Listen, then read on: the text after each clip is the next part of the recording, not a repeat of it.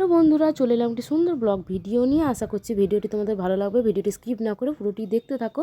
তো দেখো আমার ছেলে স্কুল ড্রেস পরে রেডি হয়ে গেছে, আমিও রেডি হয়ে গেছি। এখন বাজে বিকাল 5:30 আর আমরা এখন কোথায় যাচ্ছি সেটা সবটাই তোমরা জানতে পারবে। আমরা কোথায় যাচ্ছি বলো তো? দেখো রাধা মাধবের মন্দির গেট, আমার বাড়ির পাশেই আমার শ্বশুর বাড়ি। তো ভেতরে স্কুল আছে আমার ছেলের। তো আমার ছেলের স্কুলে আজকে 10তম বর্ষ পূর্ণ হয়ে 11তম বর্ষতে পদার্পণ করলো। তো দেখো সেই জন্য বাৎসরিক অনুষ্ঠান হবে। এই 10 বছর আগেও আমার মেয়ের নবীনবরণ হয়েছিল ঠিক এই সময়। তো 10 বছর পর আবার ছেলেকে নতুন ভর্তি করেছি, সেটা আবার আমার ছেলের 10 বছর পর নবীনবরণ হবে। আজকে নবীনবরণ অনুষ্ঠান আছে, এরপর অনেক অনুষ্ঠান আছে আস্তে আস্তে, সেই রাত 11টা পর্যন্ত চলবে। খাওয়া দাওয়া আছে, খাওয়া দাওয়া অনুষ্ঠান আছে। তো দেখো এখন নবীনবরণ অনুষ্ঠান চলছে। দেখো সবাই কিন্তু স্টেজে উঠে গেছে। এই দেখো আমার ছেলে, ওই যে আয়ুষ কুমার দাস উপরে উঠে গেছে। তো এবার দেখো নবীনবরণ অনুষ্ঠান হবে। আমার মেয়েরও কিন্তু 10 বছর আগে কিন্তু যখন প্রথম স্কুলটা চালু হয়েছিল, তো 10 বছর পূর্ণ হয়ে 11তে পদার্পণ করলো, তখন আমার মেয়েরও কিন্তু নবীনবরণ হয়েছিল একইভাবে। তো আমার ছেলেকেও নতুন ভর্তি করেছি। তো 11 বছর পূর্ণ হলো স্কুলটার। তো আর ইনি হচ্ছেন আমার স্কুলের স্যার, হেড স্যার। তো অনেক মিসরা ম্যাডামরাও আছে। তো এখন নবীনবরণ হবে, এরপর কিন্তু অনেক অনুষ্ঠান হবে, বাচ্চাদের নাচ গান আবৃত্তি অনেক কিছু হবে। তারপর খাওয়া দাওয়া হবে। তো দেখো সবাইকে ছোট ছোট একটা করে গিফট দেওয়া হচ্ছে। নবীনবরণ ওদের নতুন পথ চলা, সেই জন্য ওদেরকে সুন্দর একটা করে বক্স গিফট করা হলো। ভেতরে অনেক কিছুই আছে। তো এই দেখো আস্তে আস্তে ওরা নেমে যাচ্ছে। নবীনবরণ অনুষ্ঠানটি সম্পূর্ণ হলো।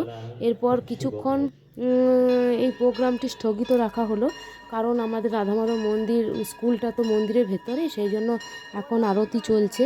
তো আরতির সময় হয়ে গেছে, সেই জন্য প্রোগ্রামটা কিছুক্ষণ স্থগিত রাখা হলো।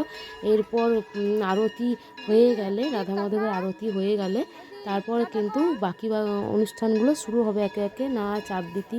তো এত তো ভিডিও করে দেখাতে পারলাম না। তো আমার ছেলে তখন ছোট, ওর নবীনবরণ হলো, ও এখন কিছুতেই নাম দেয়নি, যেহেতু নতুন। তো পরের বছর থেকে আশা করছি আস্তে আস্তে আবৃত্তি নাচ সব কিছুই করবে। তো এই দেখো বাচ্চাদের নাচ শুরু হয়ে গেছে, নাচ হচ্ছে।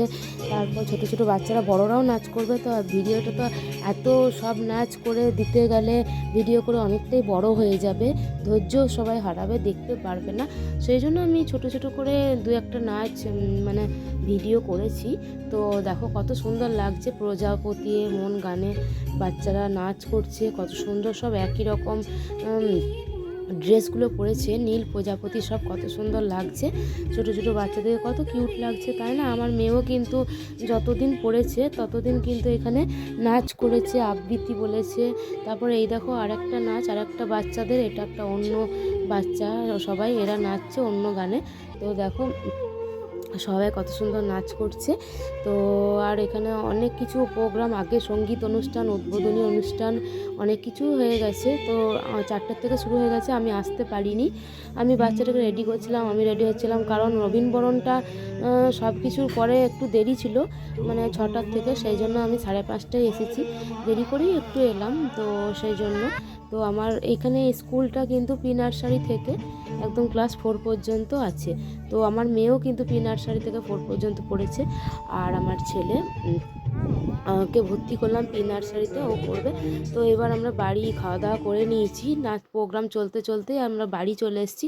দেখো কতটা খুশি হয়ে গেছে ছোট বাচ্চা, না? দেখো গিফট পেয়েছে, কতটা খুশি, মানে কি বলবো। দেখো খুলতে শুরু করে দিয়েছে, ও এত আনন্দ। বাচ্চাদের তো এটাই, যে বাচ্চারা একটা যদি 5 টাকা জিনিসও পায় না, সেটাও খুশি মনে তারা আনন্দ করে ভাববে আমাদের গিফট। তো দেখো গিফটটা খুব সুন্দর ছিল বক্সটা। তো এই দেখো আমার তো ভীষণ পছন্দ হয়েছে। ভেতরে একটা রাবার, একটা পেন্সিল, আর একটা মানে পেন্সিল ছোলা, কল ছোলা ছিল। তো কেমন লাগলো ভিডিওটা অবশ্যই লাইক কমেন্ট করে জানিও। ওকে বন্ধুরা, টাটা।